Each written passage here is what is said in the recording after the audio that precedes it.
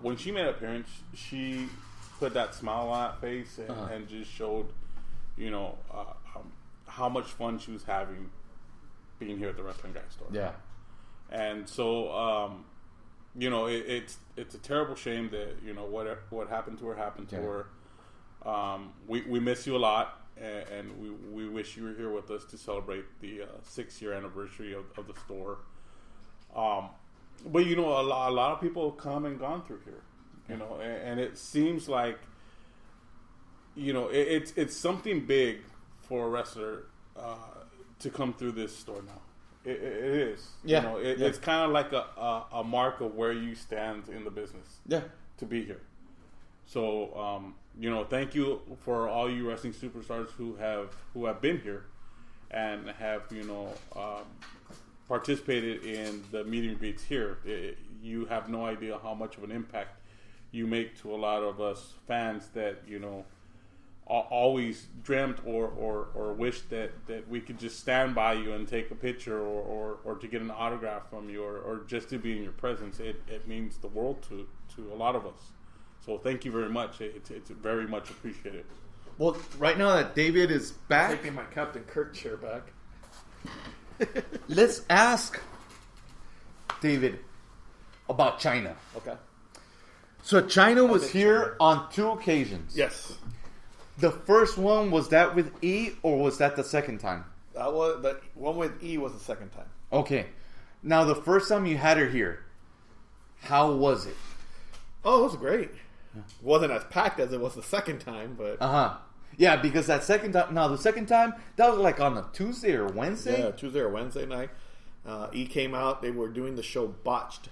And they had asked... I guess they were calling different places. They called, I think, Santino's, or they were looking into Santino Brothers because they had a wrestling ring. And they said, "Oh, that would be pretty cool." But I think, then I think they noticed then they called us and they're like, "Hey, what exactly are you guys?" And so when I explained it to them, they're like, "Well, we would like to bring a former WWE superstar to your store." So I'm like, "Oh, okay." I'm like, "Where's the show Botch? We can't really say names because we don't want to spoil it until everything's confirmed." So we're like, okay, so we're ready. We're waiting, and I guess they must have reached out to her and her manager at the time, and they must have asked them their options. And I guess because she had been here before, she had said she chose this place. Oh, and then and then they told us, well, it's going to be WWE superstar China, former WWE superstar China. She's going to be on the show Botch. I don't know if you've ever seen the show, so they started explaining the concept, which I had seen it. And and then they did the signing here. So what would have happened is, if you've never seen the show Botch, it's about plastic surgery gone wrong. And I think she fixed the implants that she had. I think they were like crooked or something.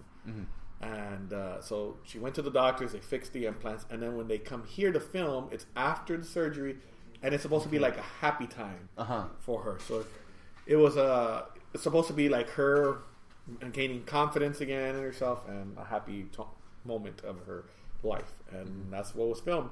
Unfortunately, she passed away before the show aired, so they never really showed the episode. But if you have I think it's Charter or wherever the cable company is in Huntington Park, Charter, they have a special, and I think it's on demand now for any DirecTV, Dish, or whatever. They have a on-demand channel, and Butcher's the one that told me that I think they show a glimpse of the show, because the 2 doctors and the host are kind of doing what we're doing, which was reminiscing about episodes. And I guess one of the doctors mentioned China, and so they showed a real quick 10 or maybe not 10, but 20, 30-second clip of her being here at the store. So you kind of get it. I guess they show like her getting her board and everything, and it was really fun. So that was one of the funnest signings for me. So we were on TV. We just never had luck when it comes to TV. Then KCAL 9 came here once to film, KCAL 9/CBS 2 to film after Roddy Piper passed away. Oh, yeah, I remember that. And they came here to the store just to talk to us about the impact and about Piper and stuff. And so me and Butcher always say Roddy Piper was here in spirit. So well, you also have a nice portrait of Roddy Piper, and it's signed. Yeah, so every time you come in, he greets you. Yeah, so that was China, and that's Piper. So I don't know if we've had any. And Chavo Senior, who left us too. It's funny because the funny story with Chavo Senior is Lucha Underground was just starting, and Chavo Jr. was a part of that. So I reached out to Chavo Jr., who's, by the way, is our first ever autograph signing here at the store. He was our first ever meet and greet, and we reached out to Chavo Jr. and said, "Hey, how about you and your dad do a signing at the store?" He's like, "Yeah." So gave me his dad's number. I talked to him. We worked everything out, and so it's gonna be Chavo Senior, Chavo Jr. Chavo Jr. at that time was filming Lucha Underground. Like I said, it was at the beginning stages, so probably like I don't even think they had opened it up to the public yet, or maybe like a week after or something. And so Chavo Jr. is here early, but he had to be back at the temple to film some vignettes and film stuff for Lucha Underground. So Chavo Senior, because I didn't fly him in, he was flown in for a music video they did for him, and so they had him stay in Studio City, which is past Burbank, close to Universal Studios. So I tell my wife, "Hey, can you pick him up?" And my wife is the speed queen. You know, she doesn't mind. So she's like, "Yeah, I'll have him there." She goes, "What time do you need him there by?" I go, 6 o'clock. She's like, "Okay, I'll leave at 3:30. Get over there by 4:30. Be back at your store by 5:30. It's like, cool. So she gets over there. She's there about 4:30, and then she's like, "Okay." So then they're driving back. Mind you, they don't know each other, but she picks them up, and it's already 6 o'clock, and she's not here. So what happened is, I guess on her GPS, if anybody used the GPS, it shows 1 hour, but then as traffic keeps growing, it just keeps going red and red and red and red. Yeah. So it was going to show that he was going to be here about 6:15, 6:30. And Chavo Jr. he's nice and great about it, that he needed to be at the temple. So he's kind of panicking, like, "Oh my God, what are we going to do?" So I said, "Well, if anything, we'll just have you sign for everybody, and then we'll have them come back and get the Chavo Senior." So anybody that was just here for Chavo, we got him started. So I'm waiting. I'm texting my wife. I'm like, "Hey, where are you? Where are you? Where are you?" And she's like, "I'm on my way. I'm on my way. I'm on my way." And so all of a sudden, before this banner was right here, you just see through the windows. All of a sudden, I just see these headlights coming in quickly through the parking lot, and I just see this car. I thought it was coming through the window of the store. I'm like, "Oh my God, who the hell is that?" Sure enough, it was my wife and Chavo Senior. So Chavo Senior gets out of the car, comes in here, and he reminds me of, what's that show? Sanford and Son. You know how he used to grab his chest and say, like, and Chavo Senior comes in and he's like, "Never again. Never again." And I'm like, he's like, "That woman right there, she's the speed demon." He goes, "I might have to go to the restroom." And of course he was joking around, because if anybody's ever met Chavo Senior, he was just a clown. Like, he just loved joking. He loved people. He's like the greatest storyteller I've ever had, and he's just like happy, and he just wants to make everybody laugh. And he was like, "That's a speed demon there." He's like, "Hey Dave, nice to meet you." He's like, "Never send me with your wife." And him and her were just like, she's like, "Look, old man, you're lucky I even got you there." And he's like, "Oh no, I think you took 5 years away from me." He's like, "Let me check my boxers when I go in the." He's like, "I think I have marks on my boxes." He's like, but at first she's like, "Listen to me, old man, you better relax." I was like, "Oh my, no!" But that's how they must have hit it off in that car ride so well in that car ride that it broke her heart when he passed away. It just like completely devastated her, because just even in the little time we spent here at the store, 2 hours, we took him to the Lucha Underground temple to see the temple, to check it out, because Chavo left a little earlier, and he had asked me, "Hey, do you mind taking my dad to the thing?" I'm like, no worries. We took him there to check out the temple. He loved that. And then we went to go eat. So we spent about a good 4 or 5 hours together. And those 4 or 5 hours together, it was like him and my wife hit it off. They connected so well that, it broke her heart. Another Chavo Senior story. which I think Butcher never mentioned. We've mentioned it a few times. When we first started doing the podcast, I'm like, hey, why don't we interview wrestlers? I said, I wonder if Chavo will do it. So I reach out to Chavo and I'm like, hey, we're doing a podcast. He's like, yeah, bro, whatever you want. It's like, cool. So we call him, and this was like kind of like this setup. We had a laptop, we had the microphone, 3 headphones. We call him, and it was through a website called Blog Talk. And so you would call the whoever you're interviewing, or you could do the podcast through the phone.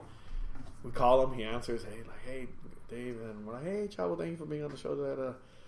And he's telling a story about how he started in wrestling.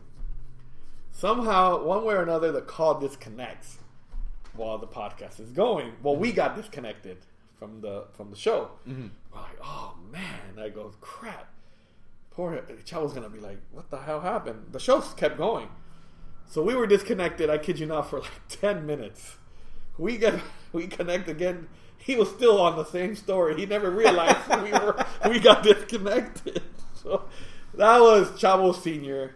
It was one of my favorite signings as well. We got a few minutes, like 3 minutes left, but we've had Lita, we've had Tito Santana, Rosa Mendes, RVD, Sonya Deville before she was Sonya Deville, Drew McIntyre, which you mentioned, Cody Rhodes and Brandy Rhodes, which now run AEW, Summer Rae, Tenille, which used to be Emma, now she's in Ring of Honor, Rey Mysterio, which no one ever would have thought he'd be up there, X-Pac, he's been here twice, Billy Gunn, Chyna, who was here twice, Kelly, Katarina Lee Waters, Melina Perez, who has the record, I think, for being here the most. I think she's been here a total of 6 times.